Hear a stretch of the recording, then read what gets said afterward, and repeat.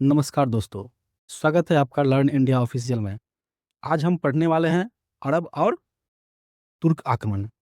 यह topic medieval India का foundation topic है और यूपीएससी और डीपीएससी एवं स्टेट पीएससी सहित सभी कॉम्पिटिटिव एग्जाम के लिए बहुत इम्पोर्टेंट है। इस लेक्चर में हम समझेंगे अरबों का भारत से प्रारंभिक संपर्क, मोहम्मद बिन कासिम का सिंध पर आक्रमण, मोहम्मद गजनवी का आक्रमण एवं मोहम्मद गौरी की विजय, नारायण का युद्ध एवं चंदावड़ का युद्ध। अंत में दिल्ली सल्तनत की स्थापना पर इसका पृष्ठभूमि देखेंगे। आज की सबसे एग्जाम लाइन है कि अरब आक्रमण ने प्रारंभिक इस्लामी संपर्क स्थापित किया, जबकि तुर्क लोग जो आक्रमण करने आए तो उसने अस्थाई परमानेंट मुस्लिम शासन की नींव रखी। चलिए इनके परिचय के बारे में जानते हैं। भारत में मध्यकालीन इतिहास की शुरुआत को समझने के लिए अरब और तुर्क आक्रमण समझना बहुत जरूरी है। अरबों का प्रभाव मुख्य रूप से सिंध और मुल्तान तक सीमित रहा, लेकिन तुर्कों ने उत्तर भारत की राजनीति को गहराई से बदल दिया। यहाँ तीन चीजें हमेशा याद रखें। क्या? तो अरब सीमित संपर्क रखा, और गजनवी गजनवी का मुख्य उद्देश्य क्या था? लूटपाट करना। और गौरी गौरी का मुख्य उद्देश्य था शासन करना।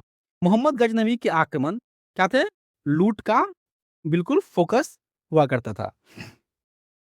आइए आगे बढ़ते हैं। अरबों का प्रारंभिक संबंध। अरबों का भारत से संपर्क किसी आक्रमण से शुरू नहीं हुआ था। ठीक है, कोई आक्रमण से शुरू नहीं हुआ था। भारत और अरबों के बीच व्यापारिक संबंध प्राचीन काल से थे। अरब व्यापारी भारत के पश्चिमी तट पर, वेस्टर्न कोस्ट पर, विशेषकर मालाबार कोस्ट से व्यापार करते थे। भारत से मसाले, कपड़े, मोती, समुद्री वस्तुओं का व्यापार होता था। इसीलिए एग्जाम में याद रखिए, अरब संपर्क की पहली प्राकृतिक व्यापारिक थी। ठीक है, ऐसा कोई ये नहीं था कि मतलब राजनीतिक या पॉलिटिकली था। ये ट्रेड से संबंध था अरब से हम लोगों का। बाद में यही व्यापारिक संपर्क किस में कन्वर्ट हो गई? राजनीति और सांस्कृतिक संपर्क में बदलने लगा। अब समझते हैं मोहम्मद बिन कासिम का जो सफल आक्रमण रहा है। ये आक्रमण कब था? तो 712 ईस्वी में हुआ था। क्षेत्र था सिंध में। उस समय अरबों का शासन उम्मयद खलीफा के अधीन था। सिंध का शासक कौन था? तो सिंध का शासक राजा दाहिर थे। मोहम्मद बिन कासिम ने देवल, निरून, सेहवान, ब्राह्मणवाद और मुल्तान जैसे क्षेत्रों पर क्या कर लिया? अधिकार कर लिया। मोहम्मद बिन कासिम ने सिंध के राजा दाहिर को हराया। इस एग्जाम्पल को याद रखिए। आगे बढ़ते हैं। सिंध आक्रमण के कारण और परिणाम को समझते हैं। पहला कारण क्या था? तो पहला कारण था व्यापारिक हित और समुद्री मार्गों पर नियंत्रण। दूसरा कारण था अरब जहाजों की लूट, जिसने आक्रमण का बहाना दिया। तीसरा कारण था सिंध की सामरिक स्थिति, स्ट्रेटेजिक पॉइंट। और चौथा कारण था उम्मयद खलीफा की महत्वाकांक्षा। अब परिणाम को देखते हैं। तो सिंध पर अरबों का क्या हो गया? अधिकार हो गया। भारत और इस्लामी जगत के बीच संपर्क बढ़ा। भारतीय गणित, ज्योतिष और चिकित्सा ज्ञान का आदान प्रदान हुआ। लेकिन सबसे महत्वपूर्ण बात, और अब भारत में गहराई तक विस्तार नहीं कर सके, मतलब अंदर तक नहीं आ सके। आइए आगे बढ़ते हैं। तुर्क आक्रमण क्यों प्रभावशाली रहे? अरब आक्रमण से तुर्क आक्रमण क्यों प्रभावशाली रहे? तो तुर्क आक्रमण अरबों से अधिक प्रभावित साबित हुए। कैसे? तो तुर्कों की घुड़सवार सेना बहुत क्या थी? तेज थी और क्या था? संगठित था। वे युद्ध रणनीति, अनुशासन और सैन्य संचालन में निपुण थे। बहुत ज्यादा स्ट्रांग था। उत्तर पश्चिम भारत की राजनीतिक कमजोरी का उन्हें क्या मिला? लाभ मिला। राजपूत राज्यों की आपसी फूट ने विजय को क्या किया, आसान बना दिया। आइए तुर्क आक्रमणों के मुख्य रूप से दो चरणों में समझते हैं, महमूद गजनवी और महमूद गौरी को। मोहम्मद महमूद गजनवी, महमूद गजनवी कहाँ का शासक था, तो ये गजनवी का शासक था। इनके पिता का नाम सुब्तगीन था। भारत पर पहला आक्रमण लगभग कितने मतलब कि कितने बार किया, तो भारत पर कुल 17 बार आक्रमण किया। इनका मुख्य उद्देश्य था धन को लूटना। इनका जो फेमस जो अटैक रहा है, आक्रमण रहा है, वो 1025 ईस्वी का सोमनाथ मंदिर पर आक्रमण था। महमूद गजनवी के दरबार में प्रसिद्ध विद्वान कौन थे, तो अलबरूनी। इनके उसने जो बुक लिखा किताब उल हिंद, ये अलबरूनी का ही बुक है। आइए गजनवी के कुछ आक्रमण को देखते हैं। 101 ईस्वी में इसने क्या किया, जयपाल पर आक्रमण कर दिया, और 108 ईस्वी में आनंदपाल से संघर्ष किया, और 10 से 18 ईस्वी में मथुरा व कन्नौज पर आक्रमण कर लिया, और 10 से 25 ईस्वी में सोमनाथ मंदिर पर आक्रमण कीजिए। जो सबसे फेमस है 10 से 25 ईस्वी का सोमनाथ मंदिर का आक्रमण। सोमनाथ मंदिर का लोकेशन कहाँ स्थित है, तो ये गुजरात में स्थित है और अपनी संपत्ति के लिए प्रसिद्ध है। इसी कारण मोहम्मद गजनवी ने उस पर आक्रमण किया, कि उनका कारण ही था कि लूटपाट मचाओ, संपत्ति के लिए फेमस था, तो इस पर इन्होंने मोहम्मद गजनवी ने सोमनाथ मंदिर पर आक्रमण कर दिया। अलबरूनी और किताबुल हिंद। अलबरूनी मोहम्मद गजनवी के साथ भारत आया। वह क्या था, एक विद्वान थे। अलबरूनी एक क्या था, विद्वान था। उसने भारतीय समाज, धर्म, विज्ञान, संस्कृति का अध्ययन किया। उसकी प्रसिद्ध रचना कौन है, किताब उल हिंद। यह पुस्तक मध्यकालीन भारत को समझने का सबसे महत्वपूर्ण सोर्सेस है। मोहम्मद गौरी, मोहम्मद गौरी कहाँ से आते हैं, तो मोहम्मद गौरी गौर राज्य से था। भारत में उसका प्रवेश लगभग 1175 ईस्वी के आसपास माना जाता है। इनका मुख्य उद्देश्य क्या था, इनका मुख्य उद्देश्य था राजनीतिक विस्तार करना, राजनीतिक विस्तार करना। लेकिन इसका विरोधी कौन हुए, तो पृथ्वीराज चौहान और जयचंद इनके विरोधी थे। उनका प्रमुख सेनापति कौन था, कुतुबुद्दीन ऐबक। और गौरी का महत्व इसलिए ज्यादा है क्योंकि भारत में अस्थायी तुर्क शासन की उसने नींव रखी। आइए गौरी की अभियान को हम लोग समझते हैं।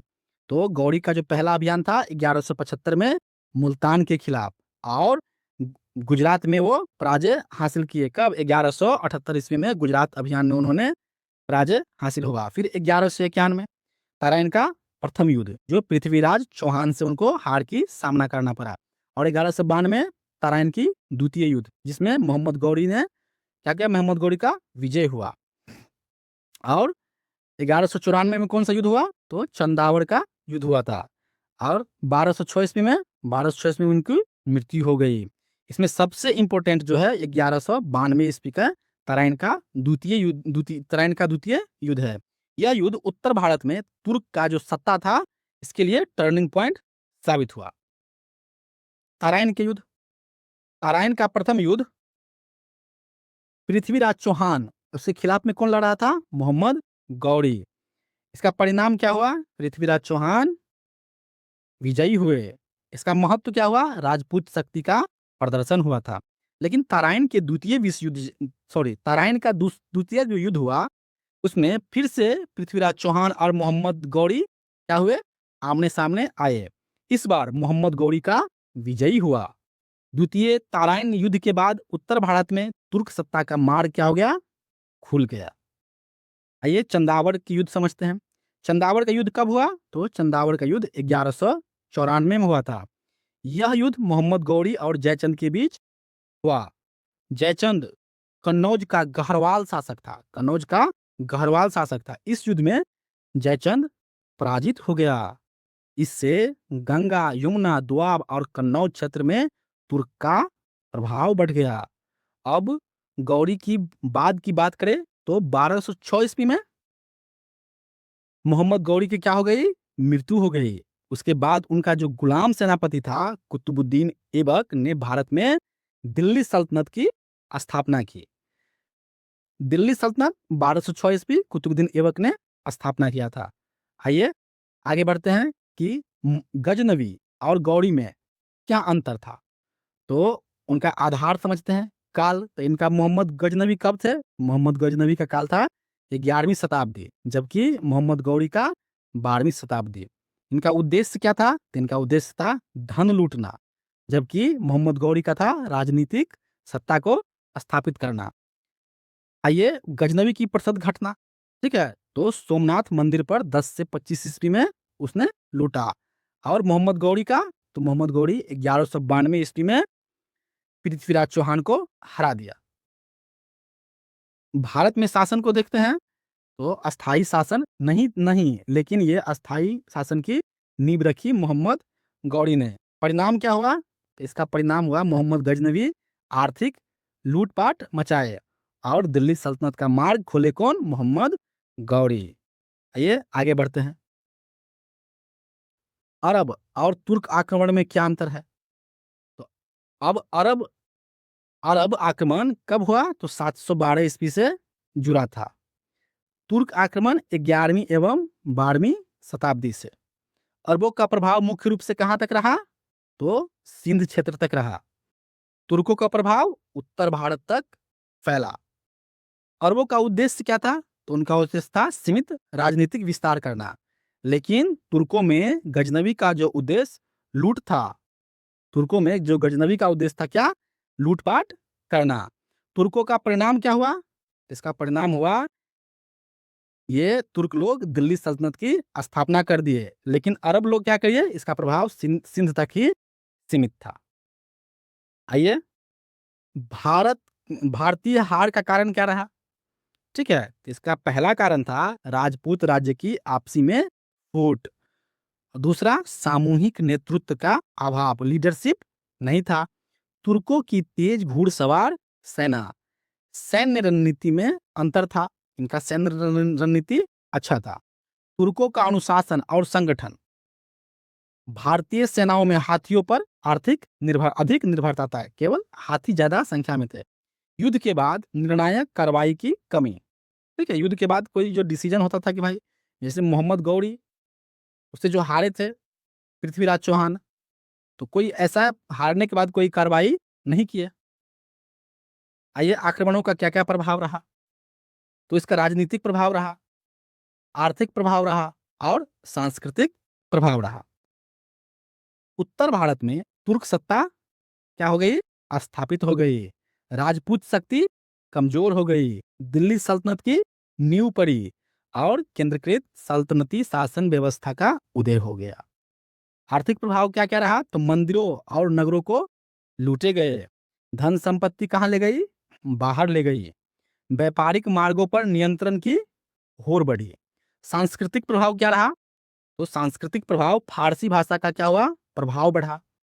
इस्लामी कला और स्थापत्य का प्रवेश हुआ।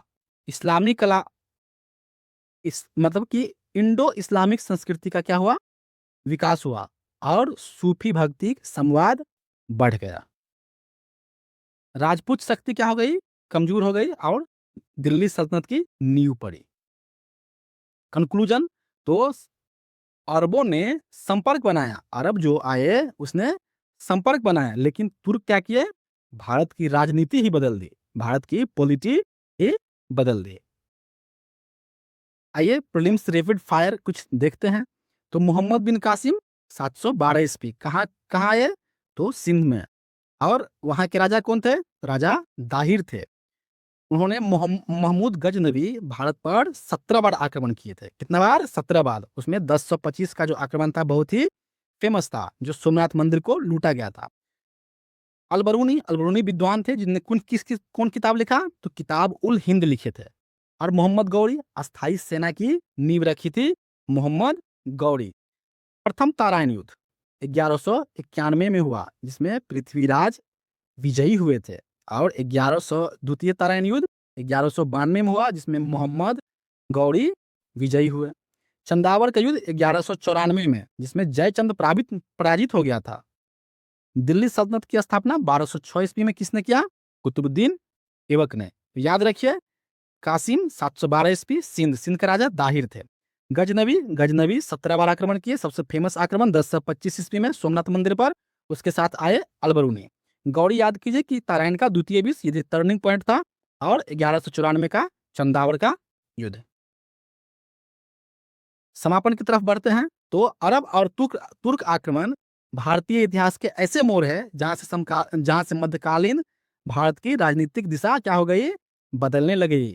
फाइनल मैसेज है कि अरबों ने प्रारंभिक इस्लामी संपर्क स्थापित किया। इसको याद रखिएगा कि अरबों ने प्रारंभिक इस्लामिक संपर्क स्थापित किया, और मोहम्मद गजनवी ने लूट केंद्रित अभियान चलाए, और मोहम्मद गौरी ने दिल्ली सल्तनत की नींव रखी। देखिए कैसे कैसे कार्य हो रहा है कि पहले अरब आए, अरब ने संपर्क स्थापित किया, और मोहम्मद गजनवी ने लूटपाट किया, और मोहम्मद गौरी ने सल्तनत की नींव रख दी।